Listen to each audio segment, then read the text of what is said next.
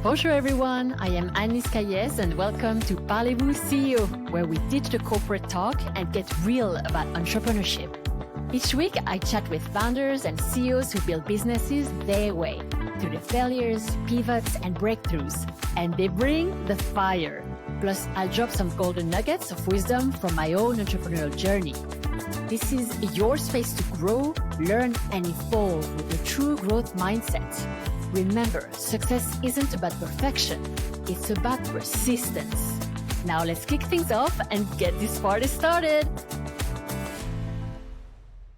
Hello, bonjour, bonjour, hello. Welcome to another episode of Parlez-vous CEO. My name is Anne-Lise Cailliez and I am your host.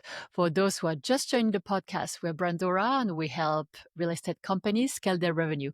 If you want to learn how to take your business to the next level, make sure to stick around. And if you're interested in receiving a free growth consultation, just drop the word growth in the DM. Today, we have a very special guest from Atlanta. I'm here with Lisa Simmons. It's such a pleasure to have you today on Parlez-vous CEO. Lisa has a property management company that she's had for over 14 years based in Atlanta. Lisa, in your own words, would you describe your story and your background with our listeners today? I've always been in real estate. I've always chosen that as a career path for myself. I moved to Atlanta a long time ago, and real estate was considered not necessarily a career path for women. I initially started in commercial real estate, and so it was not a career path for very many women. The women that were in it were highly successful, but they had a long, hard climb to get to where they were. And so I started out in commercial real estate as the marketing director and then the VP of marketing for a very large commercial real estate company in Atlanta. And so it was male dominated. It was very, very challenging is all I can say. But I did very well there and I made my mark and stayed there for almost 13 and a half, almost 14 years. And then eventually broke out and started doing some other things because I knew that I had reached the glass ceiling and there was just no more opportunity for me. So, I would say to women who are going through that right now, if you feel like you're not advancing the way you should be advancing, you're not being recognized for what you're your contribution, then you should definitely look at other options. But nonetheless, after that, I moved on and eventually started my own company. Wow. So that I'm sure must have felt like a big leap. So you were 13 years for working in marketing for that commercial company. And then you decide to go on your own. What was the thought process? Because it's a big deal, right? Especially when you've been so many years, because I have a similar profile. I worked for 10 years as a marketing director for several real estate companies, and then I pivoted to starting my own. Can you share with the people who are listening what really triggered you to start your own and how you went from having a regular W-2 to starting your own company? Well, there was an interim step there, and I went into sales, real estate sales. So I was 100% commission. So I went from a regular W-2 and a salary to 100% commission. That was the biggest leap for me because there is no safety net. There is nothing except your own will to make your job work. So in sales, you're only as good as your last sale. So I was constantly working the phones. I was working for a builder at the time who was starting a major development in Atlanta, in downtown Atlanta. And I was in charge of that then. So it was like 5-6 years of a lot of stress and a lot of hard work, which paid off because I made some great connections. I developed a skill set that I didn't really know that I had inside of myself, which was, I always knew I was persistent, but I had no idea the level of persistence that I possessed. So when you do something scary like that for the first time, and you branch out and you get outside of your regular comfort zone, you really discover some amazing things about yourself. So that's another big lesson that I learned during that period. Then eventually I started my own management company with a partner. And that was right about the time of the Great Recession. If anybody remembers that, 2007, 2008, 2009, which was very, very challenging. There was a lot of transition in my life, and it was not always fun or easy. But I will say this, that it was the best thing that ever happened to me, because now I'm in a much, much better place emotionally, financially, just every aspect of my life is better. But I had to go through all of that to get to this place now. I love hearing that. It's so inspiring. I want to go back to those 5, 6 years where you switched to doing sales and working 100% on commission. What would you say are the tools that you developed during those 5, 6 years? Because it is so different to be a marketing director to switching to sales. And I'm sure you built skills that were so valuable to then start your own business. Well, it's a sink or swim kind of business, and um, if you're not closing, if you're not closing sales, then you're not going to stay around very long. You're just not. You're not going to be successful. Plus, you're not going to make any money. So there's this heightened sense of urgency. I would say a sense of urgency was one of the greatest lessons that I learned, that everything that I did had a sense of purpose and urgency. And I worked nonstop, usually 10, 12 hours a day, 6 days a week, just because I wanted to develop my business. I wanted to be the number one salesperson for this builder.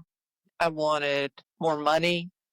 The sky was the limit, really. And it was a very, very hot real estate market in Atlanta at the time. Still is, but during that period, it was very, very busy, especially in downtown. So all those combination of factors, I think, just drove me to succeed. And you've got to have a stomach for it. You've got to want it really badly, because nobody's going to hand it to you. And then that foundation helped me start Beacon with my partner. And during the 5, 6 years, did you get a coach or a mentor, or did you just sink or swim by yourself and you just decided, I'm going to figure it out? I read a lot of sales books, listened to a lot of videos about the nature of sales. I listened to, there were several people in my company that I really looked up to that helped advice and mentoring. So I think it was a combination of things, but ultimately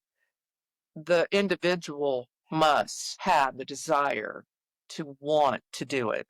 If you don't have that, then it doesn't matter how many books you're going to read or how many podcasts you listen to.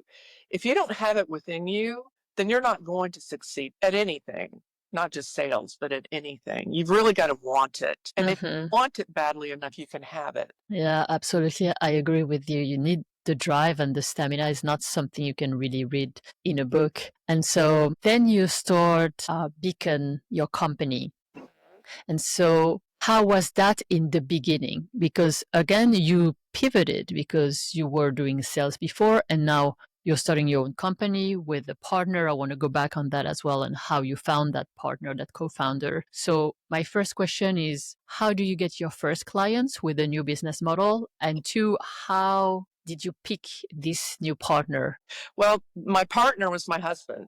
There you go. So it's already sort of built in. And he was by nature entrepreneur, is an entrepreneur, and never liked to work for anyone else.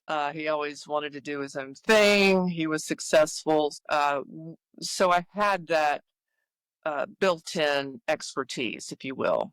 And we started it out of our house. Okay. We did not have an office. We did not have any employees. It was just the two of us. And we went out and we started networking. By this point, I knew a lot of people. And because I've been in Atlanta for so long, you've been in real estate for so long, you have a network.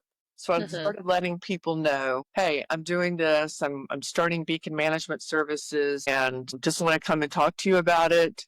And again, working the phones, selling, networking, going to events where I could promote Beacon, and then spreading the word. So before long, I'd say within 6 months, we did get our first customer. It's a community. We manage community associations. And so we signed our first community association.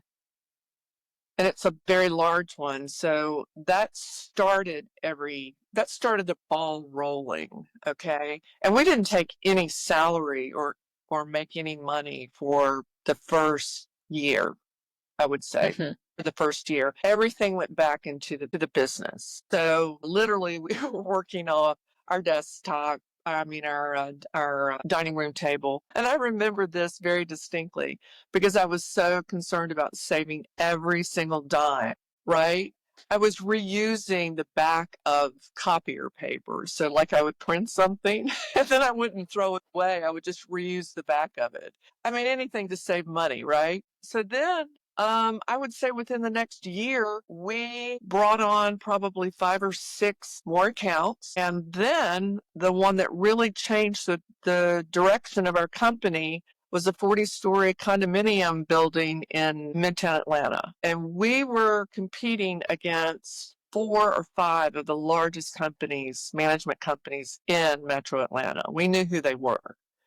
Mm-hmm. And that was the hardest I've worked in a long, before that. It was just like I put every ounce of effort I could to getting that account. And the proposal we put together, the solutions we had for the building, it was a comprehensive effort to get that account. I went way above and beyond. Steve did too. And then they decided between us and another company, and then we had to go through another round of questions and so on. So we finally got it. And we still have that account 14 years later. It's our largest account. It's a 40-story building with 17 employees, full-time employees. It's just been a remarkable success story for Beacon. And for the customer too, because we put so much effort into that property. Really, we've done some amazing things to it. So that changed above everything else. That changed the trajectory of Beacon. And then once we got that big property, then we could showcase it to other properties that were looking, hey, they managed that. We can trust them, and Mm-hmm. then it started off and we took off from there. What an amazing story. And Lisa, can you tell us what's your theory on why they picked you over the other company? Why do you think they decided on you versus the others? I think it's because we tried harder than everybody else. Sometimes when you get big, when your company gets larger Mm-hmm. and you get to a place where you feel comfortable and you ease up on the gas a little bit, you rest on your Mm-hmm. laurels, that's a very dangerous place to be for a company if you Mm-hmm. let up at all. And I think that's what they saw in the other companies. They Mm-hmm. were in a certain place. They were much larger than us, much larger than us. They didn't consider us a threat or even valid competition. They looked at us Mm-hmm. nobody. Well, when you're in that place and you don't look at yourself that way, you look at yourself as, if you're David and Goliath, you're going to slay that giant. And that's how I went into it. And that's the way we went into it, that we could get it. We Mm-hmm. could get it. We believed in ourselves. So Mm-hmm. you really got to have that faith. And I think Mm-hmm. we just did so much more than these other companies because we wanted it that badly. Mm-hmm. And they saw that determination. Exactly. I'm sure that's exactly what they picked up on. They could have used somebody who had more credential or a longer experience, but they saw the drive of the younger company and how hungry and determined and dedicated and invested, like a true partnership. And it's probably what they pick up on as well. That's such a great story, and it's a success story. 14 years later, you're still working with that landlord. That's amazing. I love hearing that. And that was a deal that you closed within 1 year of business. So first you started with community associations and then. Yeah, it was about a year. We were Mhm, um, managing smaller communities, but this one was by far the largest mhm, that we were given the opportunity to manage, and mhm, got it. And it was just like, now what do we do? mhm. Like you're a dog chasing that car, and then you catch it. Now what do you do? And so now, as a property management company, do you still take smaller clients, or did you decide now we focus on bigger projects? What's your business model in terms of who do you choose to work with now? We do work with smaller customers. Mhm, Do. In fact, we have a new homes division within our company that focuses just on new construction. So mhm, home builders, for example, when mhm, they build a new community in Atlanta, many times they're smaller. And by smaller, I mean they could be 30 to 50 homes, for example. mhm, We develop a relationship with the builder, we'll take on that property. And mhm, um, because we already have a good working relationship with them. But by and large, we're working with communities, 100, 200, 300, 500 and up, five mhm. units and up. So yes, we do work with smaller ones, but we also, I think the sweet spot are larger properties. What are your mechanism? What are your strategy? How do you find new clients at the moment?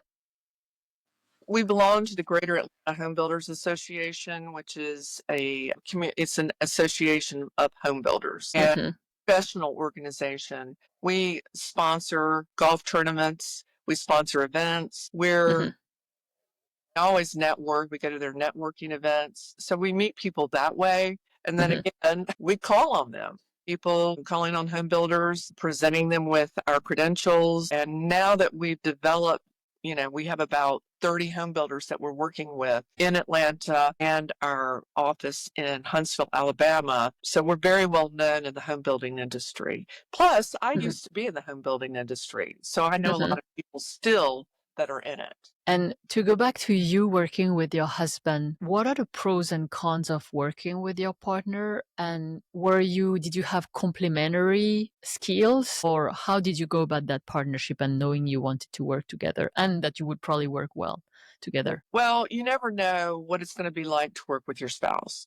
Mhm, You just don't until you do it. And yes, we had complementary skills. We work very well together. Steve is more of a finance, and he's the money guy, you might say. mhm, He understands finance better than anyone. And then I was more on the marketing and sales side. So we had complementary skill sets that worked well together, and we sort of stayed in our own lane. I mean, we mhm, both were professionals in our own lane. So it just worked out. And it was like we were in a foxhole together, like war buddies, just plowed through some of those early times that were harder, and it was a struggle, and we just stuck it out. A lot of mhm, people give up.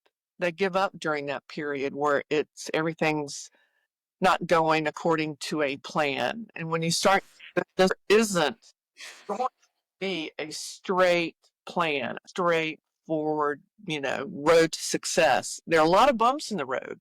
There are a lot of disappointments. There are a lot of heartbreaking moments where you think you've got something and then it goes to somebody else, whatever. So to get through that is where the real meat. That's where you really discover what kind of person you are. And both mhm, of us had, the inner fortitude to keep going because failure mhm. was not an option. Failure is not an option. So we just kept plowing through and kept believing in ourselves. And both of us supported one another in that effort. It was tough. I won't lie to anybody. It was tough. That still sounds like an amazing partnership. I love the idea of being able to work with my partner and having complementary skill. That seems that would be so much fun to work in Well, with this structure. yeah, having someone to share all these experiences Right. it was fun. I mean, sometimes we would just like look at each other and go, "Can you believe that just happened?" Or, "Wow, that was an amazing meeting we just had." Or, Hmm. there was just always this camaraderie that we had. And we still about things that happened, 10, 12 years ago. Like, do you remember that person, or do you remember that situation? Yes. So it's fun. Hmm. It's had its moments where it's not been fun, get it? Right. But fun. And I want to go back to you starting working in commercial real estate and working in a male dominated industry because I've had the same similar background working in commercial real estate and still working in commercial real estate, what would you say are the qualities that you built working in that environment? What are the lessons that you learned working in such structure, basically working with mostly men and in pretty competitive and aggressive Yeah. setup? Well, it was, when I started, it was very different than young women starting today, because today, in 2025, women can basically do anything they want to. I mean, they can go into a company or they can go, the options are so great now. And I'm so happy about that. In the 80s, um, it was changing. Okay. The business environment was changing, but in commercial real estate, it was still very dominated by men, by alpha men is what I would call. And at this company that I was working for at Cousins Properties, there were no women really in leadership positions, primarily administrative. So there weren't any real role models that I could relate to. And this was my first real job, if you know what I mean. It was my first big job. And so I must say it was quite intimidating, because the people I was working with were some of the smartest and most, talented people in commercial real estate in Atlanta. And so I just had to go in and prove myself, because it was so unusual to have a young woman come into an environment like that. Mm-hmm. And so all I can say is that, one day at a time. It was every day was I became more and more self-confident. I Mm-hmm. became more and more sure of myself. It was really the first time I was asked to give presentations, public speaking, in front of a group of people. I had not done that before. So, I felt like I jumped into the deep end of the pool and I learned how to swim really fast. Mm-hmm. Mm-hmm. You know what I mean? So anyway, it was just one day at a time, and then that became a year, and then 2 years, and then I had other job offers, but I really liked this company. I just loved everything about it, and I cherished those years. They were great years. They were really great for my career in the very beginning. But then at some point, sometimes you feel like you outgrow a situation, or you are no longer able to get where you want to do personally and professionally. And you have to make a decision. Do I stay here and accept this situation? Or do I, make a decision to leave and do something completely different? I mean, that's terrifying to a lot of people. It's terrifying to me, especially, going into sales. But I didn't want to be, 45 years old and regret that I had not made a decision. Mm-hmm. So that's what I did. Wow, that is so inspiring, and I loved seeing how you were so brave. And Lisa, if you had to give your 20-year-old self a piece of advice and share some wisdom, what would it be? I think that we should listen to our instincts more. I should have listened to my instincts more instead of trying to, do what everybody else was doing, go to college, get a job, work in that job for however long, and then, that very traditional career path. I think I would have been better off listening to my instincts, which was to do something a little more adventurous than that, to perhaps start a business much, much sooner. And instead of holding on to security that I thought, my job was my security, but that's really not the case, especially in day and time. Your job is not your security. You may think that it is, but if you don't own a piece of it, if you don't own some if you don't own a business, or if you don't own equity or have a partner in a business, then your job is really not your security, if that makes sense. I So completely agree. you got to face fear sooner or later. Mm-hmm. And the sooner you face face fear about your career and making difficult choices, the better off you will be. The sooner you start, the better off you're going to be later on. You're going to be far more wealthy. You're going to build your wealth in a way that a job won't provide to you. And so my goal was to be financially successful and secure by a certain age. And the only way I could do that was to own my own company, because working for someone else, I was never going to reach those goals. So that's what I did. Absolutely. I completely agree with you. Feel the same way. I felt that I told myself work for other people for 10 years because that's what other people do. And only then you can start your business. Now I look back, I would have started right after I graduated with my own business. Now that I know what I know, instead of trying to follow the regular trajectory and starting with the salary and completely, I'm 100% with you. Right. And Lisa, When you're young and you maybe don't have the responsibilities of a family or children or a house or a mortgage or whatever it may be, I mean, now's the time to fail. absolutely. Now is the time. And I wouldn't even consider it a failure, because I've done a lot of things that haven't succeeded, but they've taught me something valuable. And I've always learned something that I can apply to something else. So don't be afraid to fail, because failure is the greatest teacher. That's when you learn the most about yourself, not through success. Anybody can feel great about themselves if they've succeeded at something.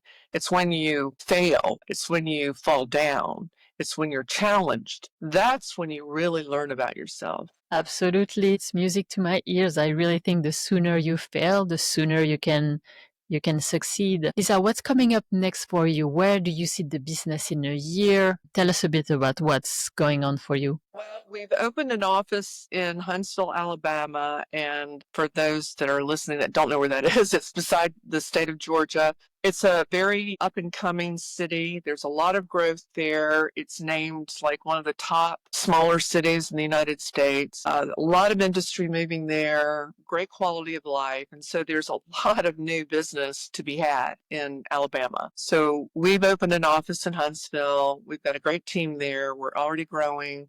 We've already added a lot of new business, and there's more of that to come.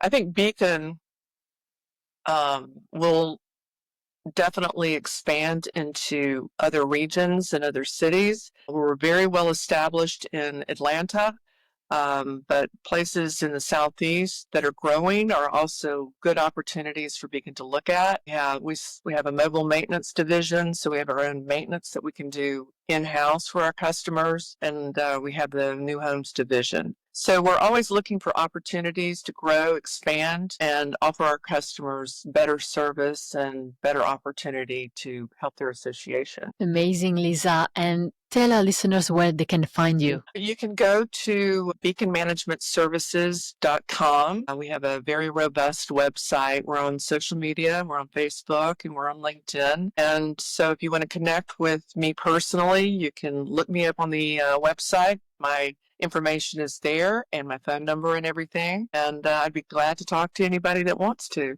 Or, if somebody has a question about starting their own company, I could try to help there as well. Offer some inspiration. Love that. Thank you so much, Lisa, for being our guest today. It was such a pleasure having you and hearing about your story, from working marketing, commercial real estate, to switching to sales and then starting your own business, getting your first clients. It was so much fun to have you and so enlightening. And I'm sure that was very beneficial for the people of you who are listening. Thank you. Thank you for reaching out. I really appreciate it. And I'm happy for you, because it sounds like we've had sort of a similar background working in commercial marketing and so on. And I'm happy for you. I'm happy that you struck out on your own. Thank you so much. And that wraps up today's episode on Parlez-vous CEO and our special real estate series with female leaders. I am Anne-Lise Cailliez, and I can't wait to join you again next week. Thanks for listening to Parlez-vous CEO today. If you enjoyed the show, leave a 5-star review. It helps us keep going. And connect with us on Instagram at Parlez-vous CEO. I am Anne-Lise Cailliez, and I know some days are harder than others. On those tough days, think back to why you started. What you're doing today matters, even when you can't see the results yet. Ideas are great, but it's what you do with them that counts. Find everything we talked about today at parlez-vous CEO.com. See you next week, and you've got this.